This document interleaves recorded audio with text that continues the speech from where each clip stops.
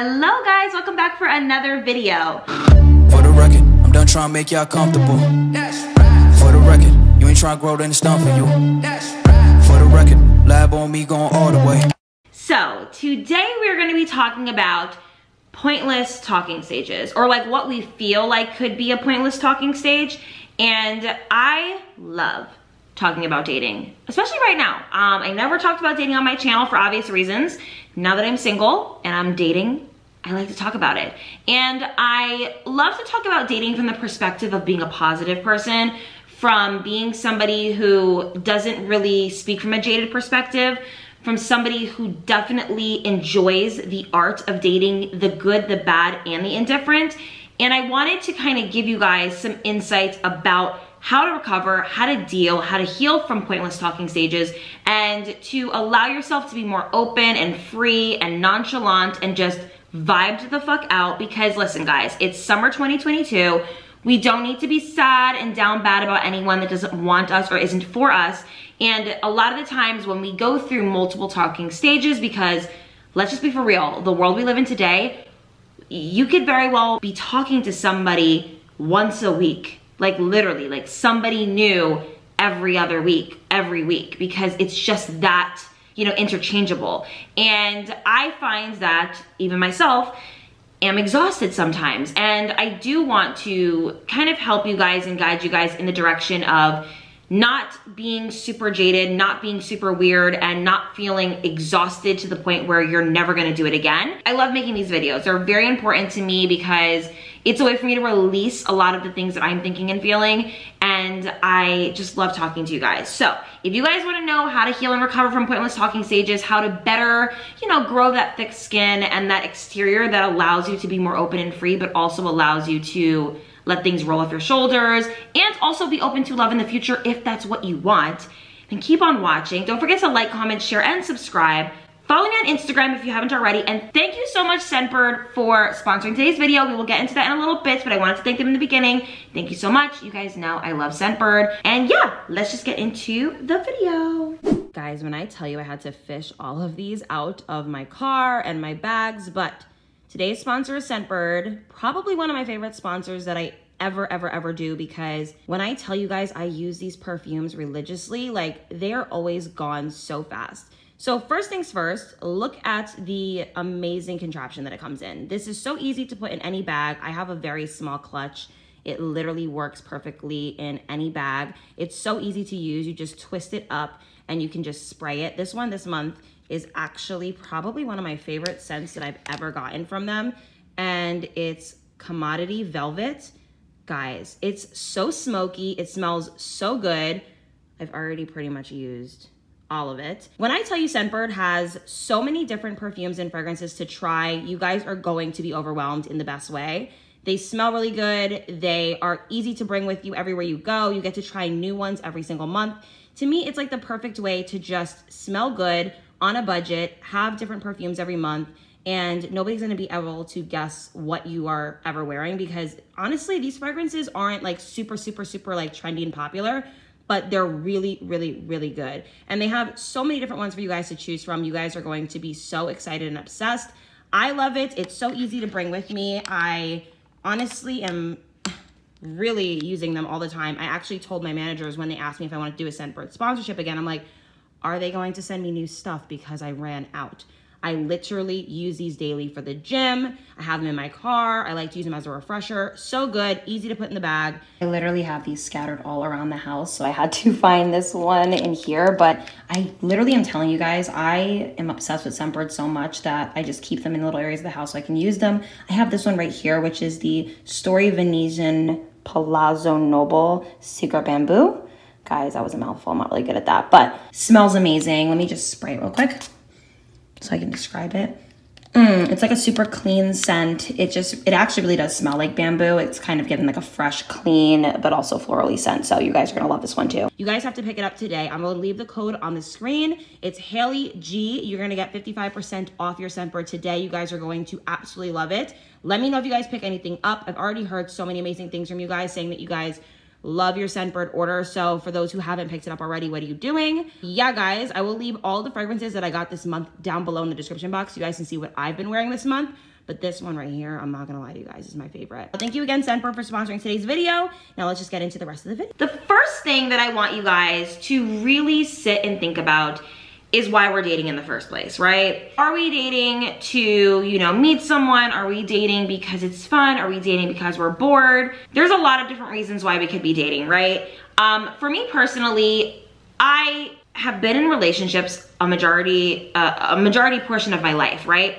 But I've never really dated, and I mean like serially dated, like actually date a few people. I've had significant boyfriends over the course of 10 years pretty much. So this is really new for me, is the art of dating. And I have to say, the way to look at it is from the perspective of reminding yourself that you're dating to better get to know yourself, your wants, your desires, your needs. It's not always about the other person. It's actually really barely about the other person. I mean, of course, if there's chemistry and you're a match, then you're gonna want to naturally and organically get to know this person and make your life be somewhat, in a way, a part of theirs. But really in the very beginning stages, and you're just meeting people and you want to see what their interests are, you want to see if you really are a fit for each other, and you're not going in with super crazy expectations, the one thing that you can always say that you take away from a dating experience is getting to know more about what you like. So for example, I go on a date with a guy and he is talking about himself the entire time. I have never experienced this before. A lot of guys that I go on dates with, there's a very healthy back and forth. So when I meet someone and they're not allowing me to speak, that's one thing that I kind of take home with me. Okay, that was really interesting. I don't really enjoy listening to somebody talk the entire date. As much as I do consider myself a listener, I do love to really talk. I love to share. And when I can tell that there is no ability for me to do so, it's something that I do notice. So of course, again, we want to better get to know ourselves in dating. We want to know what we like and what we desire, so that when we do meet the person of our dreams, or of, you know, whatever experience you want it to be, we kind of know what we want, you know? Okay, so the second thing that I want you to consider when dealing with pointless talking stages is to not give somebody your all. When we first start dating, it's very natural for us to, I guess, kind of really be super attentive to this person. We're answering back text messages super fast, and we're making ourselves really available, and we're closing ourselves off from meeting other people. We're kind of tunnel visioning out this one person. And as much as I think that that's really beautiful and you're being super loyal and amazing, there's really no reason to be super loyal to a man or a woman that you are not super involved with and that isn't your person yet. I guess keep your options open, not in a way where it's rude or disrespectful and the person knows, but in the way where you're not putting all of your eggs in one basket. You can't be too disappointed in a pointless talking stage if you didn't really give it your all. And as somebody who has been talking to a few guys here and there, when I first became single, I was creating a lot of time for people. I was allocating a lot of time and energy, and every time it ended, I was like, why the hell did I spend so much time taking away from my work and my friends and things like that to like get to know somebody? Ridiculous. Don't do it. Learn from me. Always keep, you know, yourself a little bit more protected than usual, and, you know, definitely answer this person and enjoy this person, but you don't need to be all in it. You don't need to put all of yourself into this person. Allow yourself to grow and to become fond of them more and more as time goes on. You do not need to like put it all into it. I know it's normal. When we really, really like somebody, we think about them all the time. They're on our minds 24/7, and we are just really excited to meet this person and to get to know them.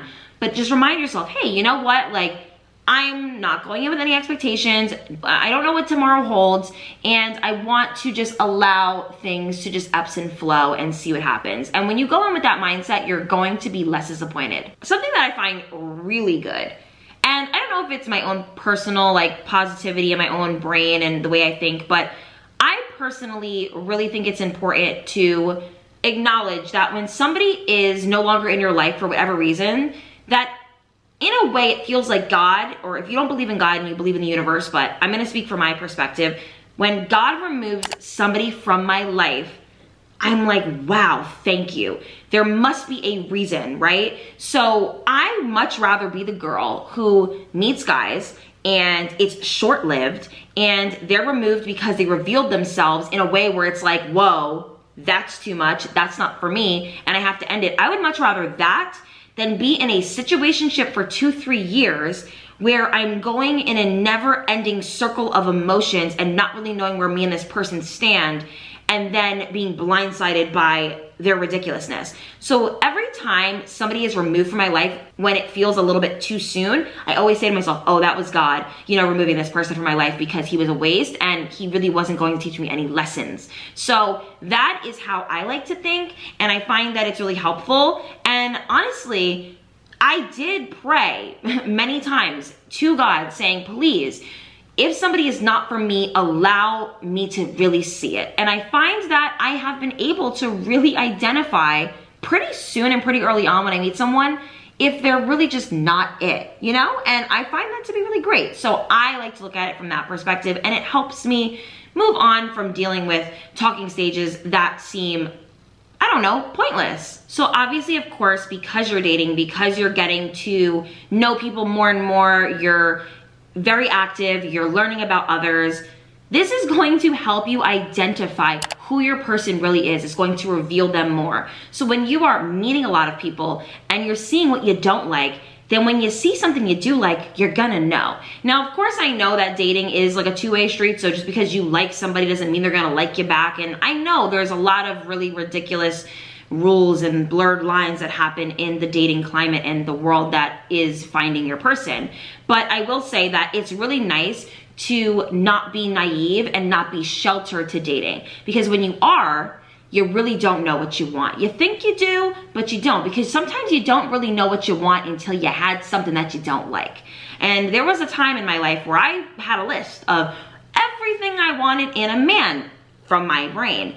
But then I realized that a lot of the things that I had written down, I actually ended up not liking, because I would meet people who were exactly those things and there came a negative thing that was associated with it. For instance, I would say I don't want a guy who's like, you know, too like confrontational, but then, you know, I would get involved with a guy who wouldn't tell me if I upset them and would hold on to it and not bring things to my attention and wouldn't confront me. And as much as I don't want to argue, I don't want somebody to hide their true feelings from me. So a lot of the times we have to allow ourselves to date and meet people so that we truly know what we want at the end of the day. If you don't go through the dating motions and getting to know people and meeting different personalities, you're really not gonna know what you really want at the end of the day. So anytime that you are going through pointless talking stages, remind yourself it's really not pointless, because even though a lot of the times it doesn't really feel super conducive, you have to say to yourself, but actually, at least I know I don't like that. You know what I mean? And a lot of times, guys, yes, they are sometimes very similar, but they also kind of show it in different ways. So you don't really always see it coming, and when it does happen and you don't like something, or something feels like it's not going anywhere at all, you are able to identify, okay, that now I know to look out for in the next person. And then, you know, the cycle continues. And I also do realize when you are dating, and pointless dating, I guess you can call it, you're gonna be excited when you do find your person. And I'm not saying that like we're gonna be like super giddy and excited, but I do find that a lot of people, and like I can vouch for people that I know personally who were single for a period of time, they were working on themselves and whatever and whatnot, and when they did meet the man of their dreams, they catered to the relationship a little bit more than they maybe would had they have been unhealed and jaded. And I think that we definitely put a little bit more time and effort and energy, and I'm talking about a healthy amount of time, effort, energy. I'm not talking about giving your entire self to somebody, but I'm saying you watered the grass. You made sure that you wanted to see where this went, and you really do appreciate the person that you meet when you do actually create that healthy dynamic for yourself. And I want to say that if you don't experience a bunch of bad eggs, like when the good one comes, like you're just gonna know, like you're gonna know, like you're like, wow, you know what, you're a great guy, like I really appreciate you being in my life. So again, anytime that there's something negative that's happening in your life, like, oh, like I feel like I'm talking to this guy and he's boring me, and now this guy wasted my time, and oh, I put so much energy into this guy, like always remind yourself that like all of this is preparing you for when you actually have someone. Because when you do have someone who you love and you care for and is the one for you, you're gonna sleep good at night, you're gonna know you're gonna really know, and it's just gonna be more clear for you. And I find that to be like a really nice way of seeing things. Okay, this is a big one when it comes to dating. Please surround yourself with a positive group of friends and family. I really think that those who find love in platonic relationships are the happiest people on planet Earth, right? I found that there was a time in my life where I was very focused on, you know, building my brand and working and things like that. And at the time I had a relationship, so I felt fulfilled. But I remember one day just sitting down and saying, wow, I really wish I had some girlfriends that I could talk to right now. I really wish that I could share, you know, moments that you don't want to share with your man with a girl. And now, you know, fast forward, here I am, many years later, I have a great group of girls that I have met, and there is nothing more beautiful than having a solid group of friends and family that you can share your life with. When you are dating and having pointless experiences, it can be draining, it can be hard, it can be sad, but when you have a solid group in your corner, it kind of allows it to feel a little bit less sad, because you're like, oh yeah, like he sucked, but like I'm gonna go out with my girls tonight. I'm gonna talk to my girlfriends tonight. I'm gonna call my mom. I'm gonna hang out with my sister. Like literally, when you have a solid group of friends, dealing with romantic partners honestly feels a little secondary. I think it would hurt more if I lost a friend, to be honest, at this point, than if I lost the guy I was talking to. And I think a lot of people can't really relate to that, and that's sad. And I hope that, you know, I always encourage women to, because I'm telling you, I've heard a lot of women say, I don't get along with other women, I don't have a lot of friends, and I'm gonna always encourage you to get out there, make friends. Where do you make friends?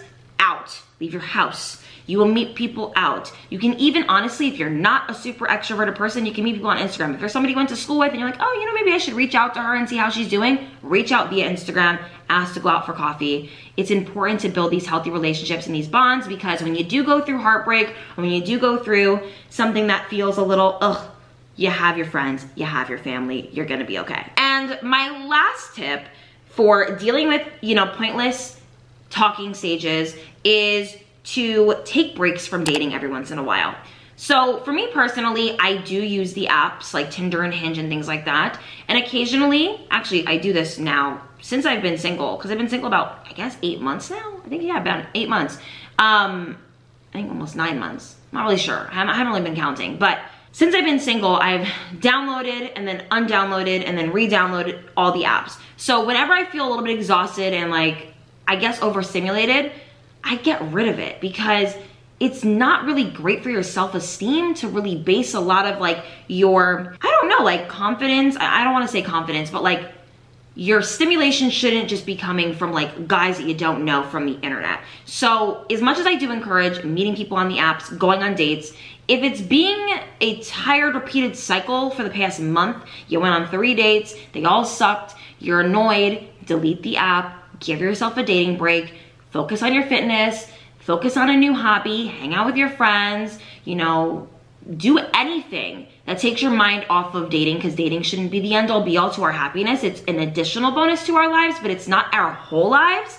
And I want to say that taking breaks is healthy, because then when you do get back into it, you're not as like annoyed and angered, like you're kind of ready. So whenever you are ready, whether that's 1 week later, 2 months later, 6 months later, you feel more ready, and you don't feel like, ugh, I really don't want to go on this date. Ugh, I really don't want to talk to this person, because I'm telling you, somebody's going to feel that energy. Somebody's going to feel that weirdness that you're giving off.